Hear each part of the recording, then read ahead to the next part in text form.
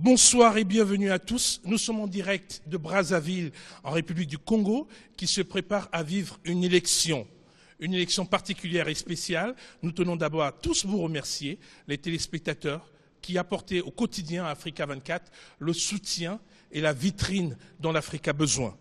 À côté de nous, Denis Sassou Nguesso, vous êtes président de la République du Congo. Le pays est en chantier selon vos partisans depuis une dizaine d'années.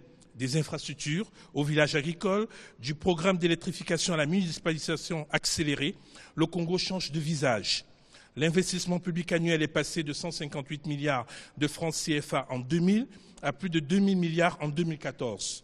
De moins de 1000 km de routes en 2004 à plus de 3000 km de routes bitumées en 2015, selon plusieurs organismes internationaux et experts. Pourtant, cette dynamique économique cache un environnement politique qui se veut plus moderne, mais parfois contesté de manière forte et véhémente par vos opposants. À la contestation de votre candidature à cette présidentielle 2016 par une large frange de l'opposition, le parti majoritaire, votre parti et vos partisans opposent une nouvelle constitution qui va révolutionner le paysage politique du Congo. Au cœur de la campagne 2016 se niche la dynamique d'avenir de votre pays. Pour en parler, vous avez accepté notre invitation, vous qui êtes le candidat qui polarise tous les regards. 12 départements visités, des millions de kilomètres parcourus. Pour vous, pour les 9 candidats, dans quel état d'esprit êtes-vous ce soir, à 3 jours du scrutin? Très bien. Je viens de parcourir pratiquement tout le Congo. Je me sens bien, très bien. Nous sommes ici au Congo depuis 15 jours.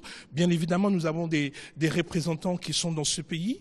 Une des particularités de cette campagne, on a constaté 9 candidats avec une qualité civique incroyable, des propositions, des projets, une vision d'avenir pour tous les 9 candidats, mais aussi une campagne sereine et de paix sur tout le territoire.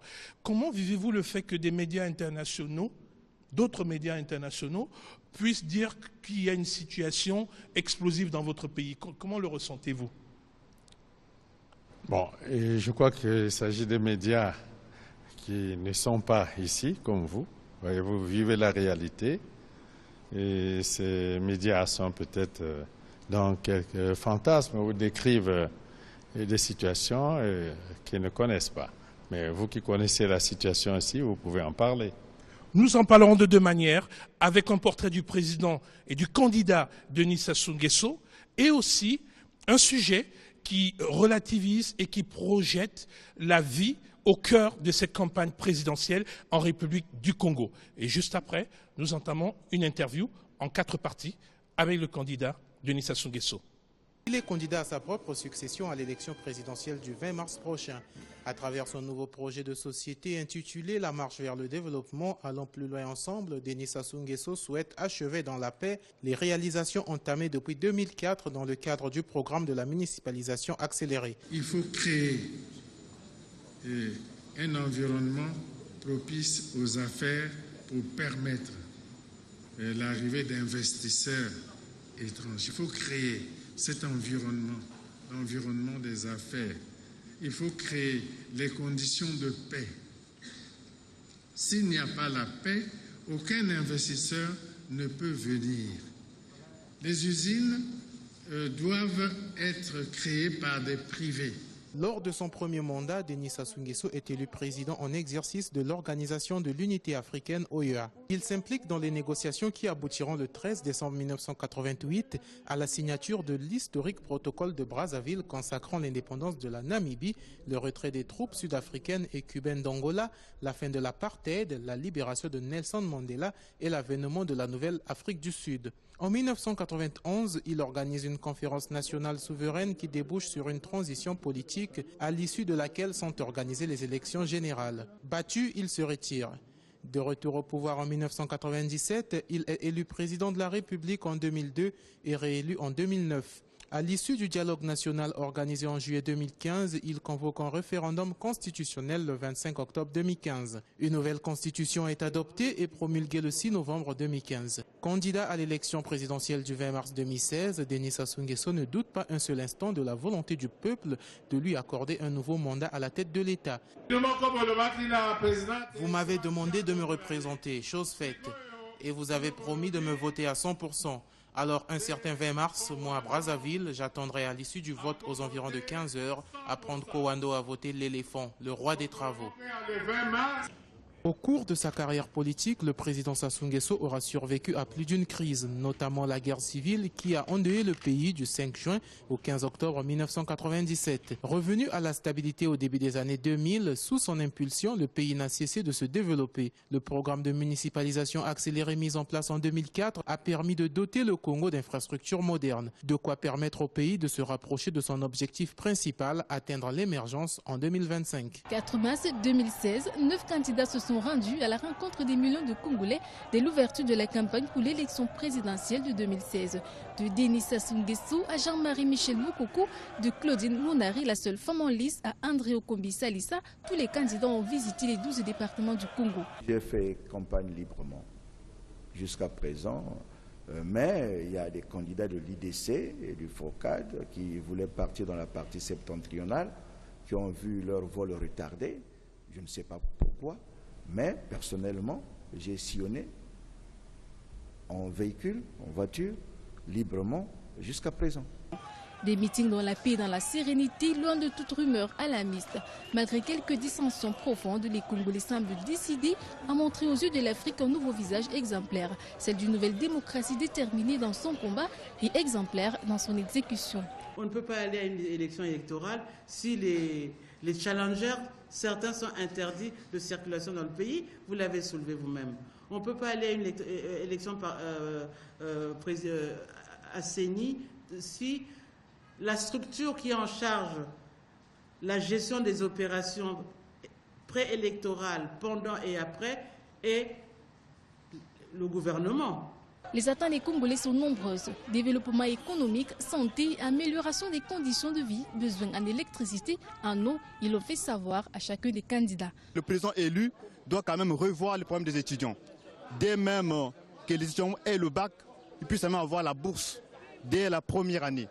Parce que le président, notre nouveau président, puisse lutter contre le tribalisme et non de nous parler de créer des sociétés, de créer des entreprises. Moi, je pense que ça n'a pas trop l'effet. Ce dimanche 20 mars, le corps électoral composé de plus de 2 millions d'électeurs va départager les 9 candidats. Chaque Congolais, dans sa détermination d'une quête démocratique, veut désormais être un modèle pour le continent africain. Ils sont 9 candidats. Denis Sassou Nguesso de la majorité présidentielle, Joseph Kinyumbu Kia Bungu de l'association La Chaîne, André Okombi Salissa, Initiative pour la démocratie au Congo, Claudine Mounari, la seule femme, candidate du mouvement pour l'unité et la solidarité, Michel Boussi Gouari, Convention des partis républicains, Angios Gambé Ngambé, Parti pour l'action de la République, Pascal Tati Mabiala, Union panafricaine pour la démocratie sociale, et Jean-Marie Michel Moukoko, indépendant. Je tiens particulièrement au nom de toute l'équipe d'Africa 24 à remercier ces 9 candidats de s'être rendus disponibles, de nous avoir facilité le travail, permis de couvrir cette campagne et avoir le débat. Je précise aussi que chacun des 9 candidats a été individuellement invité à venir sur ce plateau. Leurs emplois du temps ne permettaient pas pour certains d'honorer ce rendez-vous. Certains sont venus comme Parfait Kolela, qui a rencontré ceux qui vont participer ce soir à ce débat et qui se sont préparés pour ce challenge avec le président. Babylas Botton, le maître des interviews sur le continent. Babylas, bonsoir. Bonsoir, Constant. Babylas, le président a dit qu'il était prêt, puisque tu posais des questions en rafale, et tu ne laissais pas parler, il était prêt au combat. Est-ce que tu es prêt de ton côté? En tout cas, je ne vais pas lui couper la parole. Merci. Thierry Ngongan. Bonsoir, Thierry Constant. qui a suivi cette campagne et les différentes éditions. Thierry, bonsoir. Bonsoir, Constant. Monsieur le Président, on nous a demandé dans quel état d'esprit vous étiez dans cette campagne. On vient de le voir, un de vos concurrents, qui est assez virulent contre vous, Parfait Kolela, dès qu'ils ont eu accès à l'ensemble du territoire, pas de contraintes, des petits incidents mineurs, Est-ce que ça veut dire pour vous que la démocratie est réellement ancrée dans les mœurs de votre pays? Et en tous les cas, je crois que la campagne se déroule dans la sérénité. Je viens de faire le tour de tous les départements. À certains moments, dans certains départements, je savais que certains de mes concurrents y étaient. J'ai vu qu'ils circulaient dans le pays de jour comme de nuit. Et à mon avis, la démocratie se porte dans ces conditions bien, puisque le débat est ouvert et les candidats ont présenté au peuple leur programme. Et les temps de parole sont répartis à égalité au niveau des médias. Et je pense qu'il y a la paix dans le pays et la liberté d'aller et venir. On ne peut pas rêver mieux. Monsieur le Président, le candidat Ngangia Ngambé s'est plaint que dans certaines régions, les préfets ou les sous-préfets avaient interdit qu'il batte campagne. On a entendu ce genre de plainte. Est-ce que vous êtes au courant de cela? Pas du tout. J'ai de temps en temps vu que M. Ngangia, dont vous parlez, à bord d'un jet, je crois, atterrissait ici et là dans les aéroports du pays.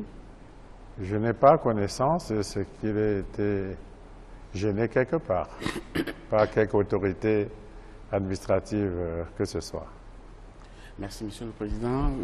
J'ai essayé de suivre un peu la manière dont vous mettez devant vos populations chaque fois quand vous êtes candidat. D'abord, entre 2002 et 2009, vous vous êtes présenté sous la bannière de la Nouvelle Espérance. Ensuite, les chemins d'avenir entre 2009 et 2016. Cette fois-ci, vous êtes candidat avec un projet de société qui est dénommé la marche vers le développement. Allons plus loin ensemble. J'allais vous demander, est-ce qu'il y a une vraie différence entre ces différentes thématiques? Cohérence, oui.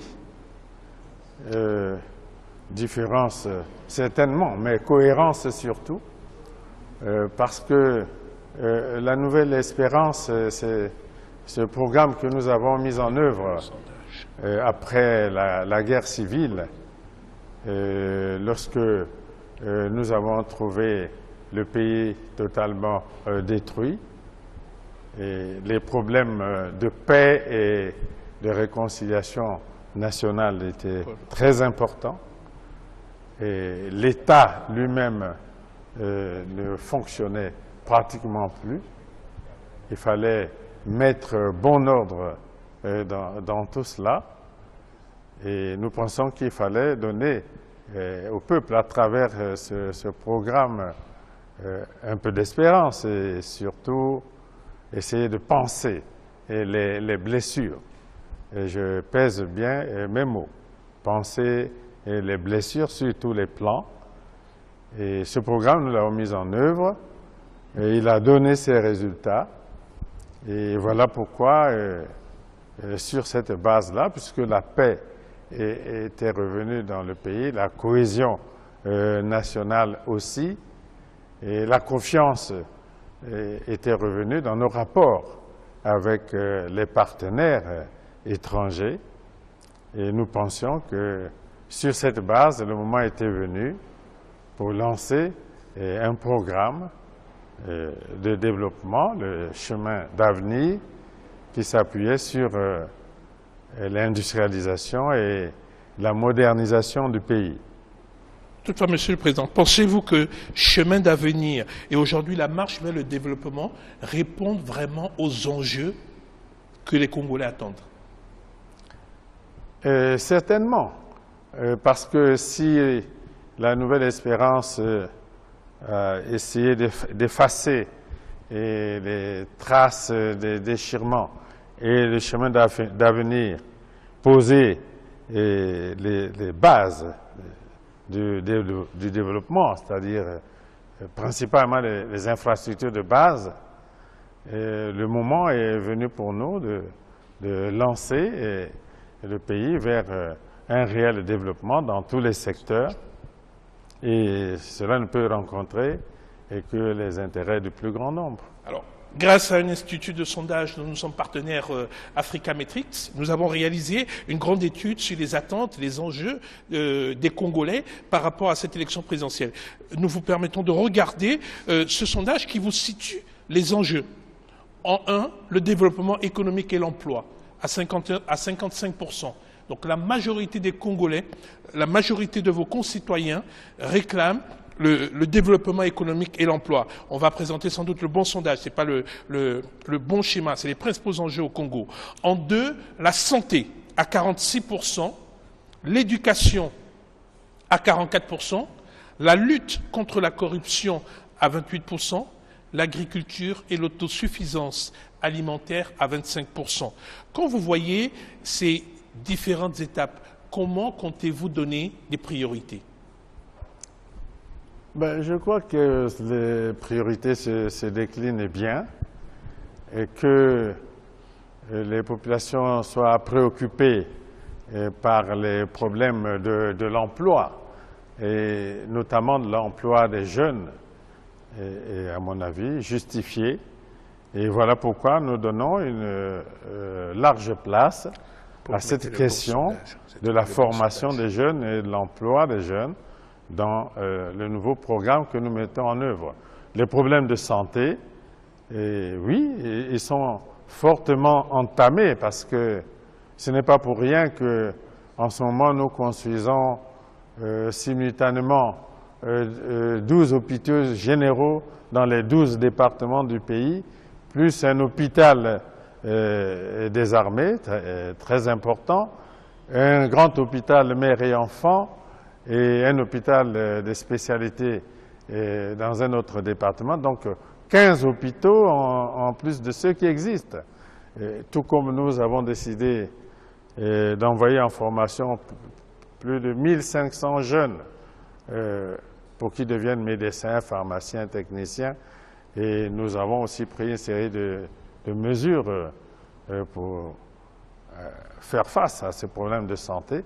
L'éducation, oui, et normal que cette question de l'éducation soit posée parce que l'éducation nécessite une grande réforme qui est proposée dans le nouveau programme, la marche vers le développement, et parce qu'il nous faut amener une grande réforme dans ces secteurs pour améliorer la formation, l'éducation de base, mais surtout aller vers la formation professionnelle et une formation qualifiante pour qu'il y ait adéquation entre la formation et l'emploi. Donc les problèmes posés par le peuple sont, à mon avis, pertinents.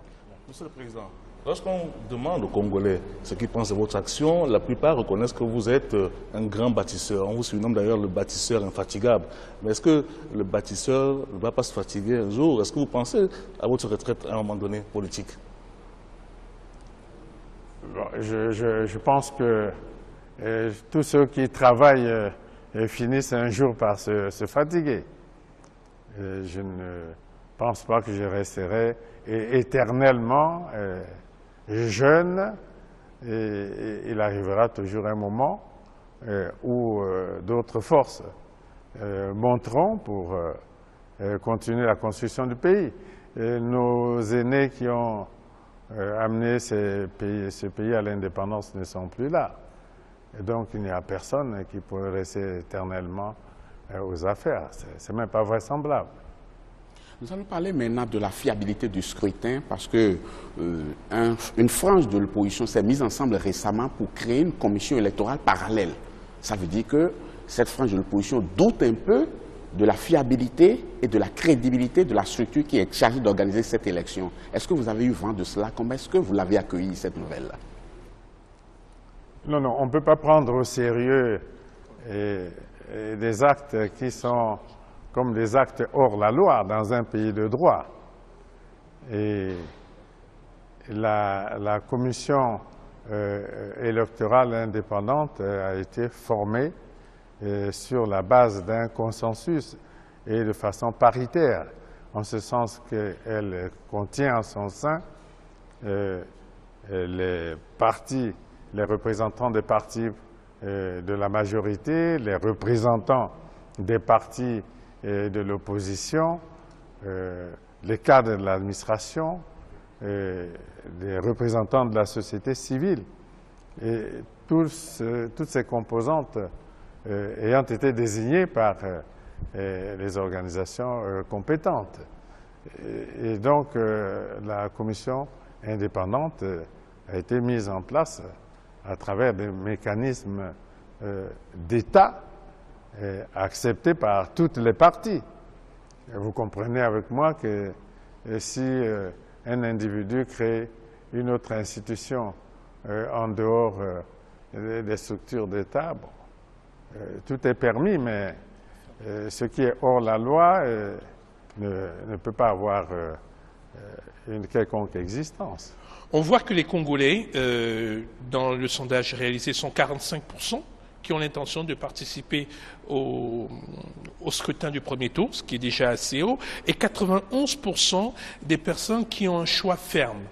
Quand vous regardez cette discipline et cette détermination à aller voter, et vous voyez ces différents constats, est-ce que vous pensez qu'aujourd'hui, les institutions, les organismes qui sont mis en place garantissent un vote crédible et sans contestation possible? Tout à fait. Il serait surprenant que toutes les organisations que nous avons mises ensemble, je dois dire, j'insiste, de façon consensuelle, il serait surprenant que ces organismes soient mis en doute. En tous les cas, ce n'est pas nous qui pouvons mettre ces organisations en doute. Nous pensons que ces organisations accompliront leur mission et toutes les parties que je venais de citer sont présentes à tous les niveaux. Ce n'est pas seulement au niveau national, c'est au niveau des départements et au niveau des districts et dans les bureaux de vote. Les représentants des candidats sont présents pendant que se déroule le scrutin. Je ne sais pas si on peut mieux faire. On a constaté, et vous l'avez constaté avec nous tous, et Babylas et Thierry pourront rebondir dessus, deux événements distincts. Une très très forte contestation populaire lors du changement de la Constitution et une forte adhérence aujourd'hui au vote. Comment vous mettez la balance? On voit une vraie évolution constructive et positive. Comment vous avez jugé ça avec du recul? Il n'y a pas eu une forte contestation du référendum. Je crois qu'il faut reprendre les chiffres. Et les partis qui ont contesté le référendum, ce sont les mêmes partis qui, au début, ont contesté même l'organisation de la présidentielle avant de revenir à la raison. Et cela n'a pas changé. Babylas et Thierry, Monsieur le Président, on regarde ce sondage sur la confiance des institutions pour terminer cette première partie et regardez ce chiffre qu'on va remettre à l'écran.